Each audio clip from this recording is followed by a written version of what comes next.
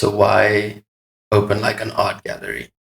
I was kind of just frustrated with the art scene and I think rejection. Like having to hear from certain galleries that they don't want to exhibit the kind of work I make due to the subject matter and so on. And then just a lot of red tape and how if you want to get into the art scene, you have to have connections, you have to network, you need to know someone, you need to be someone's friend or owe them a favor. And that was something I was kind of annoyed by because I'm like, I'm working really hard and I have this really important message that I want to get out and create awareness about, but I'm not getting the platforms to do so.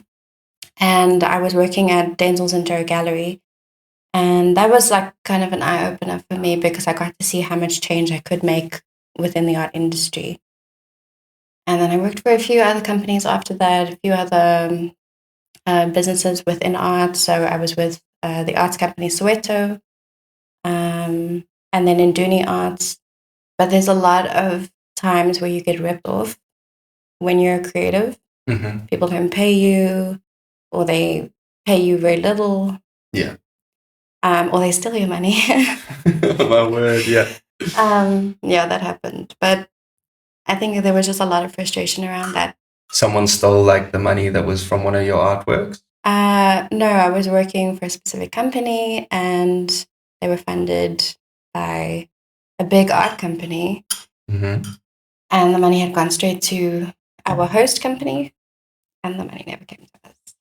Wow. So, yeah, that was something that happened. But I think after all of that, I was really frustrated and I was like, maybe I should just open my own thing, like create my own gallery, give artists the opportunities I didn't have coming into the industry, giving them the tools that I didn't have. But now being here where I am now, I kind of know what is required to get where you need to be or, in order to succeed as an artist.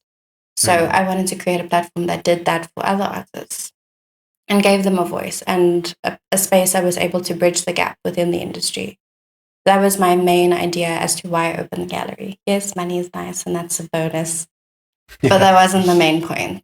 No, definitely not. I mean, and that's why I wanted to ask, because most people who start a business, it's money. But if you were solely focused on money, I don't think you would think about art. Mm-hmm. You know what I mean? Obviously, art can make a lot of money, but it's like when people are chasing money, they usually try trading or, just something a bit less soulful. And I see where it all comes from. It's quite beautiful. And talking about all that, like building these businesses, what has been your most difficult day as an entrepreneur? I think there's many. Because you get to a point where you're completely burnt out because you have to be all the different roles within the business. You have to be the designer, the finance guy, the social media marketer. You have to be the person who does all the heavy lifting. And as two girls, there's been many times where we've picked up very heavy things and hurt ourselves. But who else is going to do it for us, So I think there are points where we get really burnt out and it's like a lot of work that we have to do and like so much that we put in order to make these events happen and like have these really successful exhibitions and allow artists to have a voice and give them a space. Like there's so much that goes into that I don't think many people realize. So every now and then you do hit that kind of rut and you're like, I'm finished. And then the next day you just carry on. Yeah, you sort of just wake up and keep going. Yeah. I think you take a tiny breather, you're like, okay, I'm going to take an hour to myself to rest, or I'm going to go have a nice hot bath and then proceed. So those are the kind of things you do when you're feeling super stressed? A hot bath?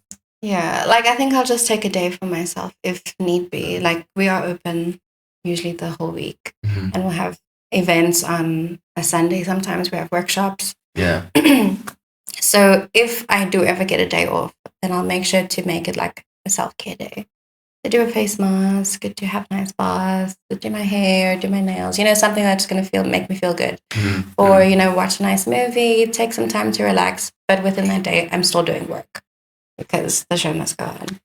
And, people are expecting deliverables from me the next day. But as long as I've taken out some part of that day to take a break for myself and do something for myself, then I'm able to keep going. Interesting. Yeah, it is. It really does get overwhelming a lot of the time. And like from your Instagram, I see all the all like the reels about how hard it is being an entrepreneur. And I'm always like, yeah, girl, because I get it. You know what I mean? Yeah. I mean, I do a lot more than just the gallery. I produce shoots, I work for influencers, I'm social media managing for different companies. So it's a lot. I mean, as a creative, you have to have multiple side hustles in Yeah. order to have a sustainable income. Mhm. And even then, it's still quite difficult because, like I'm saying, you get ripped off in some areas, some people pay you less, and there's going to be challenges wherever you go. Mm. But yeah, I'm trying to do a lot. I'm hustling every day. Yeah, see, so I was looking at your art and it's really amazing. It's really incredible. Your drawings, your paintings, and all that. So